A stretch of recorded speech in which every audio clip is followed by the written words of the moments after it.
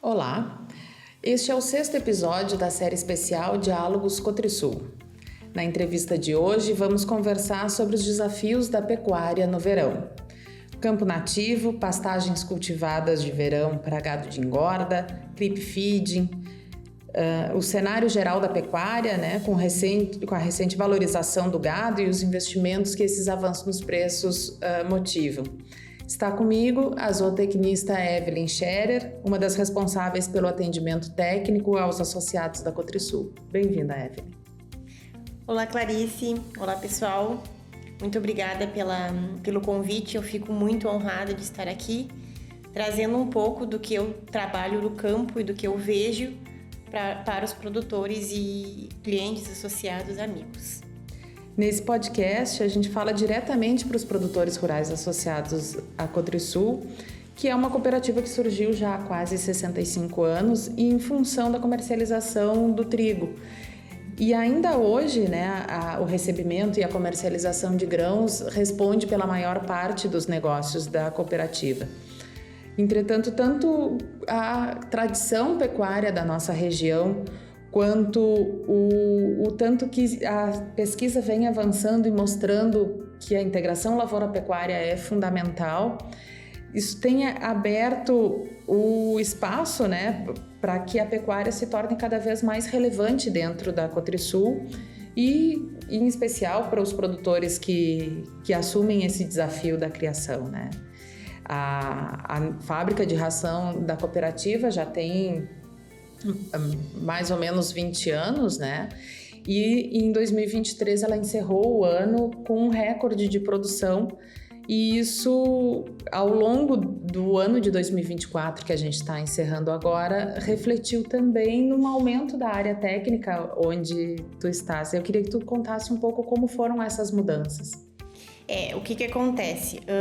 Para nós termos esses resultados, nós precisamos de pessoas por trás disso tudo, Então, a nossa fábrica, ela, apesar dela ser mais antiga, ela conta com uma demanda e uma produção muito boa. Então, nós temos pessoas que trabalham na fábrica capacitadas para isso, Além disso, o marketing, eles nos proporciona essa visão para os produtores e clientes, então nos tem aberto muitas portas através disso.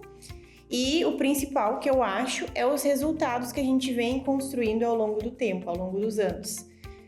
A gente tem muitos resultados positivos, Porque o que acontece? Quando a gente atua no campo diretamente, a gente consegue fazer esse acompanhamento técnico junto com o produtor. E a gente, quando fala de resultado, fala, claro, de atingir os objetivos específicos, mas também de premiação, Isso aí. E com isso vem a parte das premiações. Queria que tu citasse alguns desses exemplos para a gente poder situar o que é possível de ser atingido e nos explicasse como é que se constrói esses resultados. Certo. O principal para nós chegarmos a um resultado, tanto quanto premiação como um resultado de ganho de peso, por exemplo, na propriedade, de maior taxa de prenhez, enfim, é o acompanhamento técnico, A gente tem esse serviço de forma gratuita na cooperativa hoje.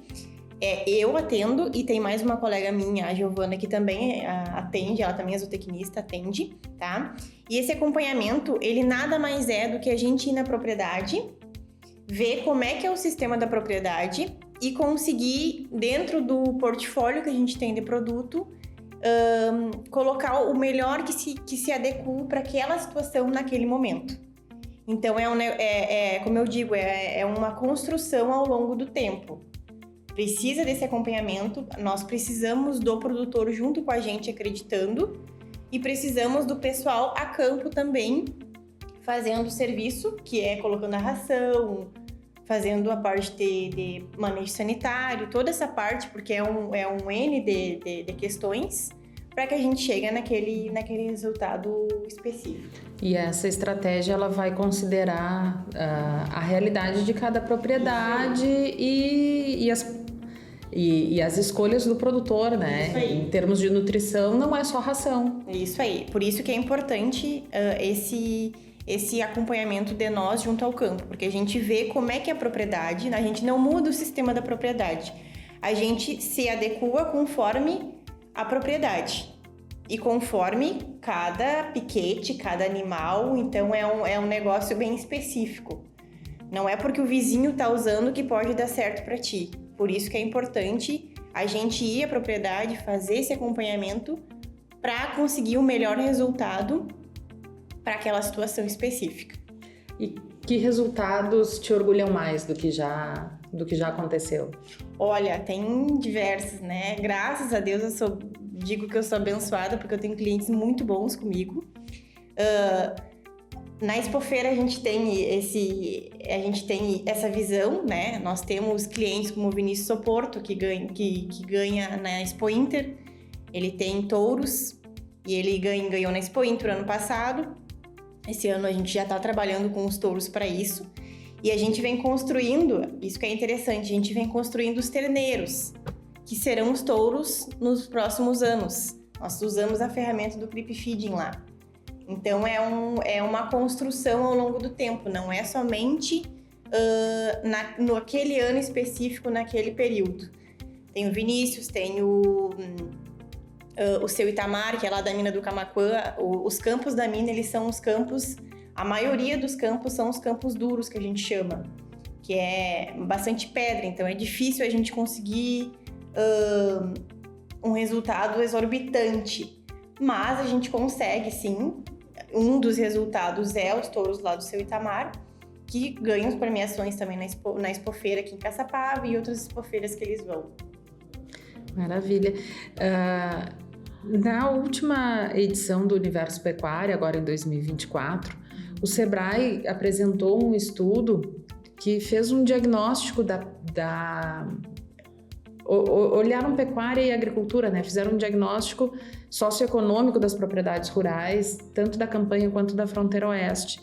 E esses dados mostraram que uma tendência que já era conhecida de redução dos rebanhos e avanço de lavoura, ela é mais forte do que os pesquisadores pressupunham e também que está refletida numa mudança de perfil, né? Em termos estatísticos, o gráfico mostrava quanto % das propriedades se dedicavam a cada fase e que o predomínio, eu já não lembro mais o cenário, né? Mas no momento inicial era de propriedades que faziam um ciclo completo, né? E que agora predominam, ou seja, tem mais propriedades dedicadas à engorda especificamente. Eu queria te perguntar como é que tu vê essa mudança no campo e que oportunidades isso abre? Certo. O que acontece? Nos últimos anos, tá, tem aumentado muito a parte de grãos, principalmente lavoura de soja. E aí, o campo que antes era destinado para pecuária, tá? Agora está sendo ocupado pela lavoura de soja. E o que acontece? Como reduziu essa área de produção de animais de corte, eles foram para uma área que a gente chama de área... esqueci o nome agora, mas enfim, é uma área que não consegue entrar lavoura, tá? E aí, área marginal. Lembrei. E aí, o que acontece? Reduz o espaço e o ciclo completo, que é a vaca de cria, todo aquele sistema que é mais lento o resultado, tá? Ele muitas vezes não consegue comportar nessa pequena área. E aí entra mais inseminação artificial, que é IATF hoje em dia, que é muito usado, que antes não tinha tanto, porque se usava muitos touros antes. Não que não se usa, hoje usa para repasse, mas tem agora essa ferramenta, tá? Além de tudo que o giro para engorda é mais rápido do que o ciclo completo.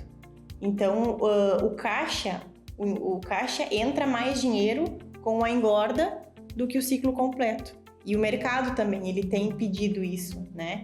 Ele tem nos pedido para que a gente consiga acelerar o processo de produção, principalmente de bovinos, por exemplo, para abate, porque a demanda está aumentando.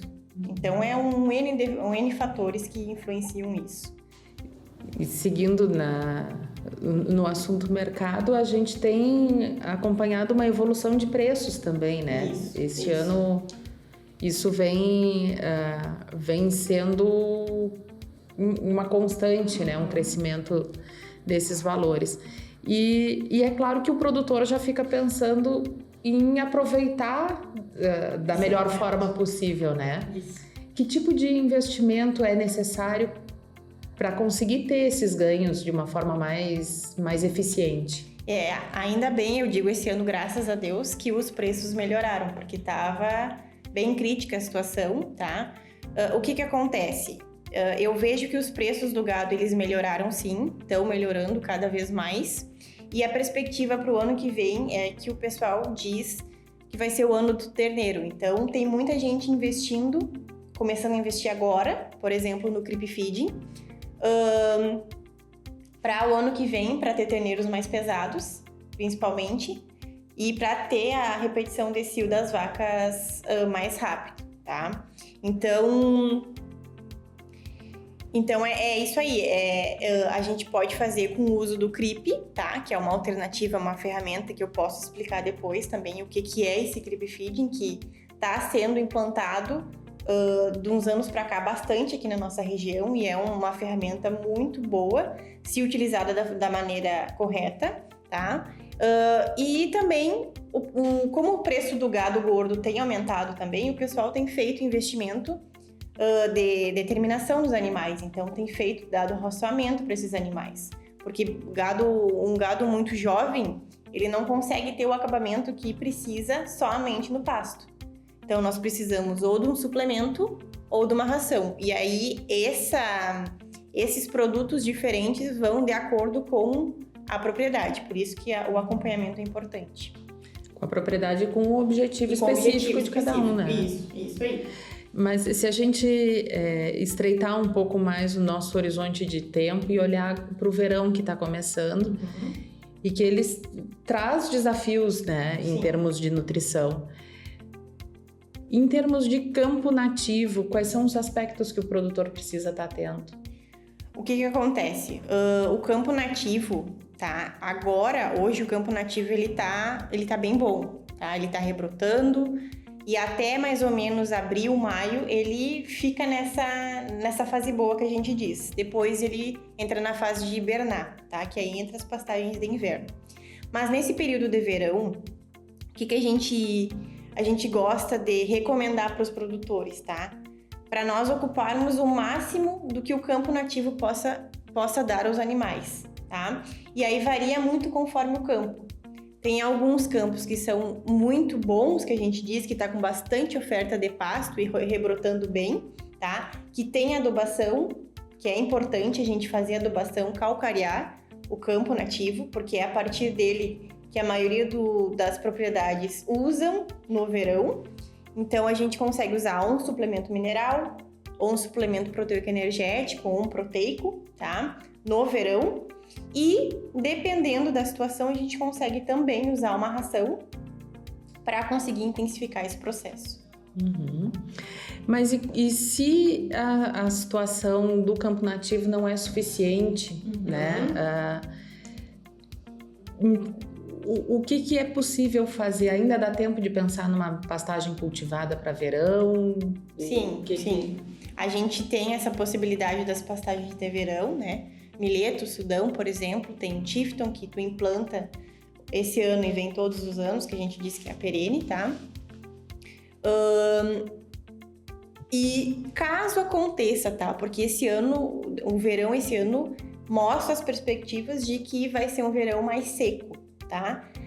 E a gente já tem medo de verão mais seco, porque a gente já enfrentou várias secas e aí o campo torra e os animais sentem, né? Então, o que acontece? Nós temos dentro da linha, dentro do portfólio das rações Cotrisul, nós temos produtos, tá? Que consigam substituir o pasto e que não sejam com um valor muito alto para essa situação, tá? Nós usamos uma ração específica nos anos de seca e deu super certo, então a gente tem essa possibilidade, a gente consegue também formular rações ou suplementos conforme a necessidade de cada propriedade, de cada potreiro que a gente diz, porque numa propriedade pode ter vários potreiros que são diferentes, mesmo sendo da mesma, repartidos em piquetes. Então a gente tem sim essa possibilidade e é isso que é o bom, a gente ter esse leque de produtos para o produtor conforme a necessidade. Mencionou mais cedo algumas formas de manejo, né? Eu queria que tu explicasse um pouco melhor daqueles que podem ser usados agora no verão. Vamos começar pelo creep feeding. Como é que ele funciona? Como é que é o creep feeding, né? O creep feeding é uma ferramenta, tá? Que a gente restringe somente o acesso dos terneiros à ração ou suplemento, tá? Então a gente vai fazer uma cerquinha com um coxo das mães do lado, um coxo com sal mineral, porque as mães que levam os terneiros no creep inicialmente, porque não conhecem, então precisa ter o sal para as vacas ali. E aí eles, por curioso e pelo cheiro atrativo que tem na ração, eles entram naquele piquetinho que é separado para eles, naquela areazinha que é pequenininha, tá? E aí começam a cheirar, primeiro cheiram, aí veem que tem um gostinho bom, vão de novo e aí começa o consumo, tá? Então a gente tem essa possibilidade e dentro do nosso portfólio de rações, um diferencial que eu gosto muito de falar é das rações que a gente tem para o creep, tá? Primeiramente, a gente entra com uma ração sem limitação, sem limitador de consumo, para estimular eles a consumir mesmo, porque eles não conhecem. Depois a gente entra com um pouquinho de limitador e depois, lá no desmame, a gente entra com a outra ração que também tem um pouco mais de limitador. Tá? E qual é que é o principal... Por que a gente faz o uso do creep, né? Principalmente para aumentar o ganho de peso dos terneiros, tá? O que eu tenho visto no campo, ganhos médios de 30 quilos de terneiro a mais, tá? No final do período, quando é desmamado. Então, um terneiro que antes era desmamado com 150 quilos, tem a possibilidade de ser desmamado com média, isso a gente está falando de média, né? De 180 quilos. Então, são 30 quilos a mais de ganho de quilo de terneiro por optar por essa ferramenta. Além de que a vaca, ela também, indiretamente, ela é beneficiada, porque a demanda que tinha de leite antes não vai ser tanta agora, a energia que era convertida em leite vai ser convertida para ela. E aí, ela se recupera mais rápido, entra em reprodução mais rápido, e aí o ciclo é mais rápido. Uhum. E além do creep feeding, existem outros manejos, outras rações, suplementos que são específicos para o verão? Sim, eu tenho uma propriedade que eu acompanho que eles fazem o desmame precoce dos terneiros, tá? O que é o desmame precoce? É tirar o terneiro da vaca de 60 a 90 dias de idade do terneiro, tá? Para que a gente faz isso? Para recuperar o score corporal da vaca, tá? E aí, pro terneiro, a gente precisa dar uma atenção especial, porque eles são bem novinhos ainda. E aí, nós precisamos mantê-los numa pastagem de boa qualidade, com um pouquinho de ração, tá? Além disso, pensando na parte de animais maiores, tá? De recria, por exemplo, a gente tem suplementos, tá? Proteico-energéticos, normalmente eu recomendo, mas depende da situação. E temos rações também para que não deem aquele ganho, tá? Porque daí a gente não precisa ganhar peso, a gente precisa fazer eles crescerem e a gente consegue acelerar o processo. E essa aceleração do processo, ela traz benefícios mais amplos? Questões ambientais, sistêmicas? Com certeza. Quando a gente consegue acelerar um processo, tá? O animal ele fica menos tempo na propriedade. Consequentemente, a gente sabe disso, que o gado, ele produz metano, ele produz gás de efeito estufa, tá? Em poucas quantidades, em relação às demais outras coisas, que, por exemplo, o carro, só para ter um exemplo, mas produz.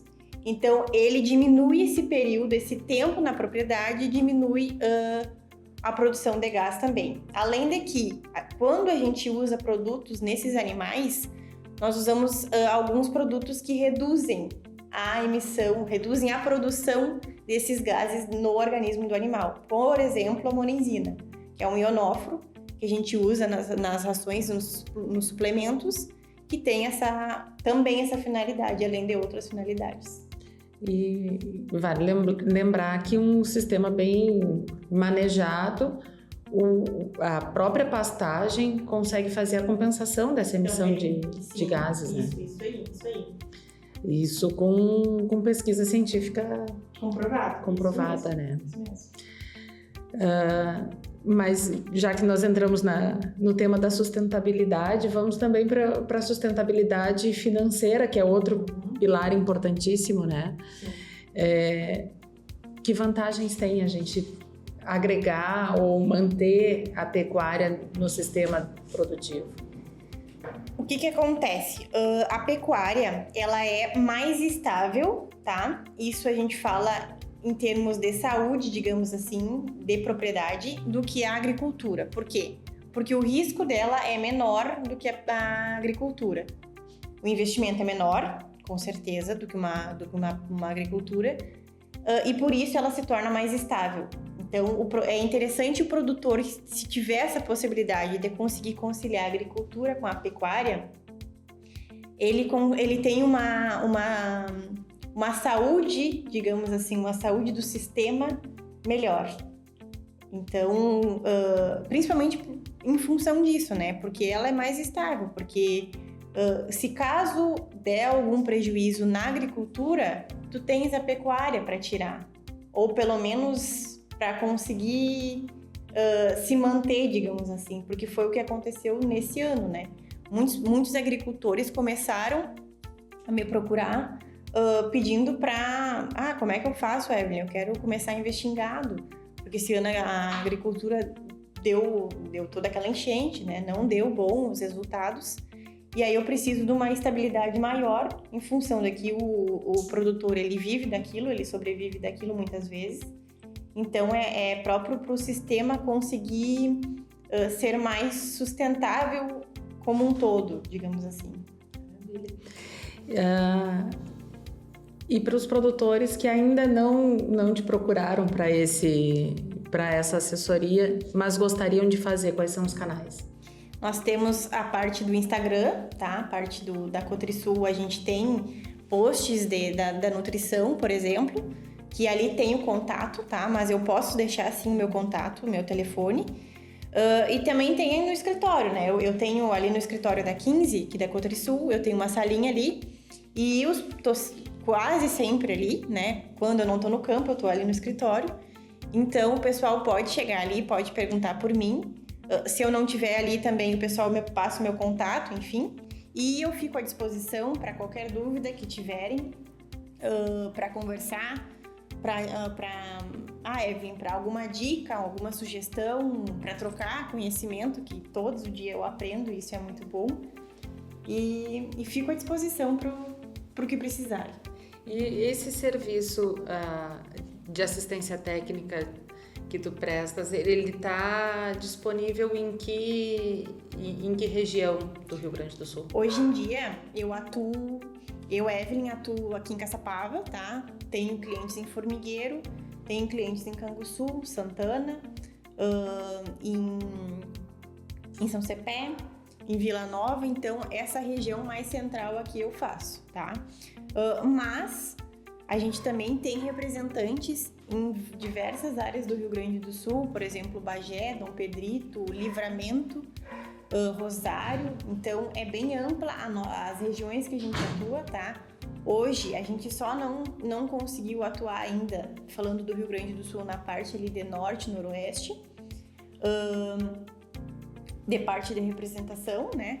Mas a gente sempre que possível, a gente consegue conciliar alguma carga, e se conseguir, a gente consegue ir para lá também.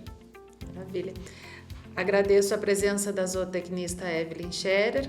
Evelyn, obrigada por ter vindo ao nosso podcast. Por favor, eu te peço que deixe uma mensagem final para os nossos associados. Eu gostaria de agradecer esse 2024, que foi desafiador para todo mundo, né? Mas é aquela coisa, a gente não pode desistir, né? A gente sempre tem que persistir.